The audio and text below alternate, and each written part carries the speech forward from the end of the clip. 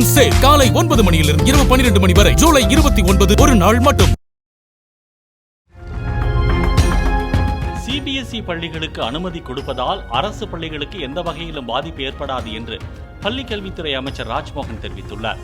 சென்னை எத்திராஜ் கல்லூரியில் நடைபெற்ற நிகழ்ச்சியில் கலந்து கொண்ட பின் பேட்டியளித்த அவர், அங்கீகாரம் பெறுவதற்காக இத்தனை ஆண்டு காலம் தனியார் பள்ளிகள் வழங்கிய கட்சி நிதி முற்றிலுமாக நிறுத்தப்பட்டுள்ள நிலையில் தற்போது வரை தனியார் பள்ளிகள் கட்டணங்களை குறைத்ததாக தகவல் வரவில்லை என்று கூறினார்.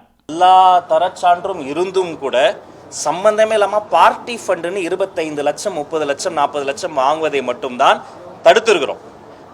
சர்டிபிகேட்ஸ் இருந்தாதான் ரெனவல் லைசன்ஸ். சம்பந்தம் இல்லாம இதுக்கு பார்ட்டிக்கு ஃபண்டு, மினிஸ்டருக்கு ஃபண்டு, சிஎம்க்கு ஃபண்டு.